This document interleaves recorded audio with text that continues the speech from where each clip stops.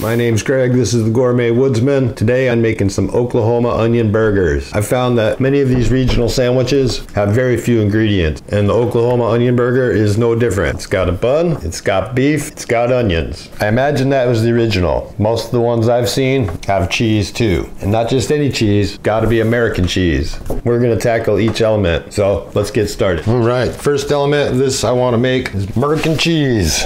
One thing you need is a special salt called sodium citrate. I'm gonna take my homemade sodium citrate and dissolve that in a liquid. I'm gonna live large today and use some milk. Sodium citrate, and that is going to work as an emulsifier. And sodium citrate is just citric acid and baking soda. Our salt is dissolved in our liquid, and then I'm gonna add my cheese. What I have here, I'm using cheddar, but I'm not just using cheddar. I'm gonna use some cheddar that I smoke, because hey, why not? I'm living large. So if you wanna see more content, if you wanna see how I made my sodium citrate, or see how I made smoked cheese, shoot me a comment. Seems like a ton of cheese for the amount of liquid, which it is. I was trying to make a cheese whiz, probably add more liquid, or I might make American cheese and then melt that American cheese, and you know, gotta look into that. Give a few things a try. A lot of the cheese whiz recipes I've seen call for eggs, which just seems weird, but I do want to make a Philly cheesesteak one of these days, and that's gonna take cheese whiz. As you can see, this is looking like it's not gonna work out. Trust me, it will. I'm just gonna dump the rest of that in there. So I got 800 grams of cheese to my 200 grams of milk, and I added 30 grams of sodium citrate. Just gonna sit here and whisk this till it comes together. Once it has a very smooth consistency, I'm just gonna pour it. I'm gonna use this bread pan. I sure hope this comes out of here. A little nervous because I've never used a glass thing before. So I'm gonna put that in the refrigerator. Only really needs an hour. Next I need to start making my potato rolls. What I got here, got 200 grams of potatoes, plain russet potatoes, scrubbed them, boiled them. Once they're soft, I'm gonna add 1/2 cup milk that has been scalded. Now I'm gonna take the rest of the water potatoes cooked in, pour it in here till I have 1.5 cups. My blender has those lines, but it's very hard to see, so I thought it was just easier to do it in my measuring cup. I don't have a plug over here at my table. It's a pain to move the camera to over there. I'll be back. Now that I got that blended up, ooh, thick. Next, I'm gonna add 40 grams brown sugar. I'm gonna mix that in.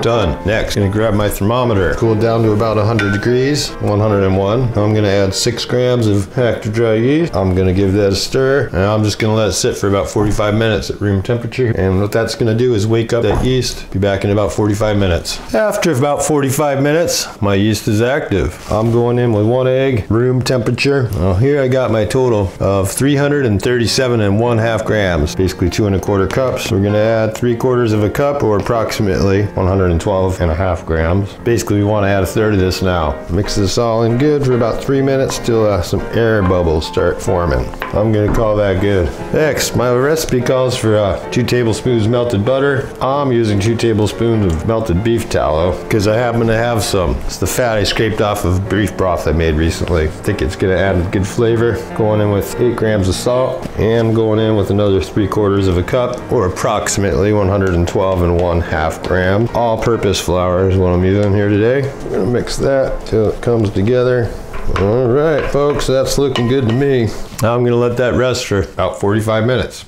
I'm gonna put the last 1/3 of my flour onto my board and turn this dough out on top of it.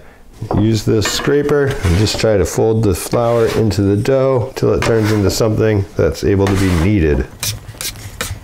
Looks like it's happening.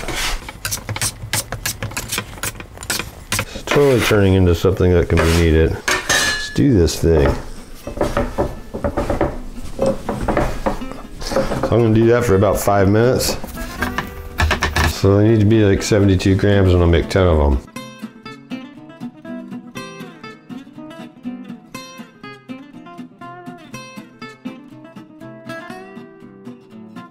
So, sort of shape it into a ball, tuck it down and under, put it on the board, give it a little roll around, put it in there. It's been about 45 minutes. The rolls have been rising, put them on the sheet tray. I decided against that muffin tin idea. I've never cooked hamburger rolls that way. These are going into a 350-degree preheated oven. Beef. Brisket trim. Tried to make it about 80-20. I've had this in my freezer for a little bit. Helps it grind better, easier on the old grinder. I'm gonna reach over.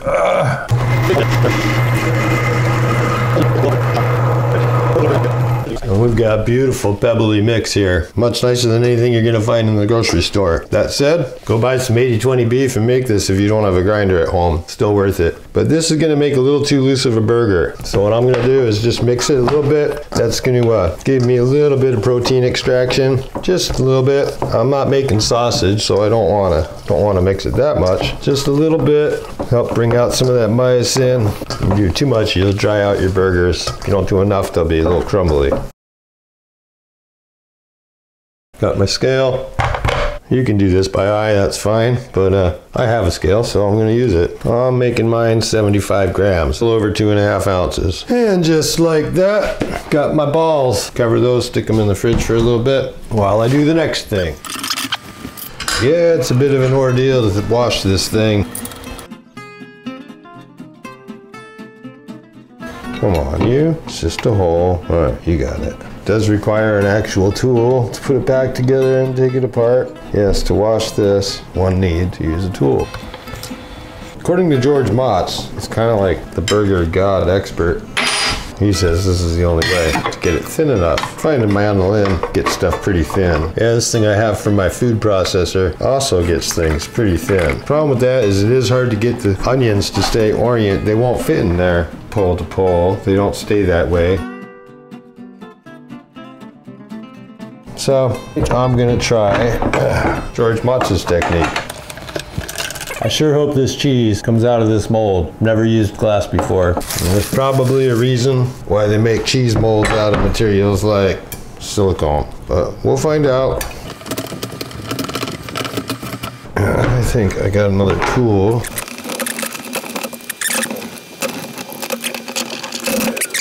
Before I start cooking these burgers, I want to prep all the ingredients. I'm going to start with slicing this cheese. You know, the slicer worked, but I think a wire tool would have been a better choice. George Motz is right. This slicer is really getting these onions thin.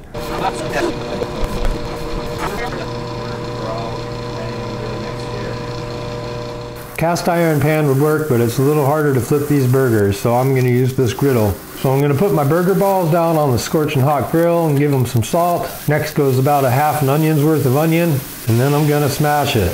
Want to get it pretty thin. I'm focusing more on the edges. I want the edges a little thinner than the center.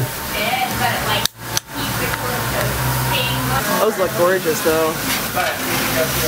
Pretty sexy. Ooh, look at that. After about a minute or a minute and a half, I'm going to flip these over, put my cheese on.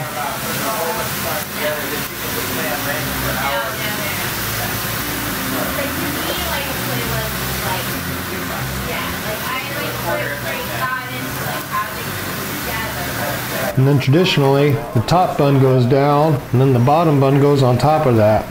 And supposedly the steam from this onion and burger is going to get into that bun and help flavor it. Okay, these burgers are done. So simply enough, we'll put this bottom one on this bottom bun, and then I'll put the top one on top of that. Like a sexy shot, you know.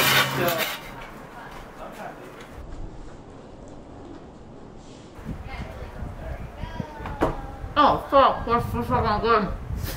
This is very delicious. That's really good. Dude. Burger, onion, this cheese, is fucking delicious. and salt.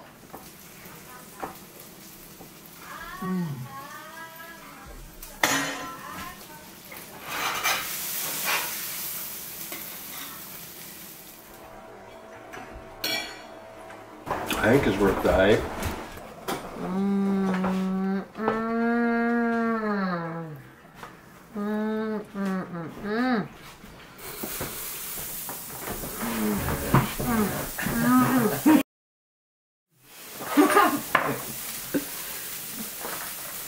Oh my god, that's so yummy. Brown chicken, wow, look at that burger. If you like this video, please give it a thumbs up, subscribe to my channel, put some love into your food. Peace.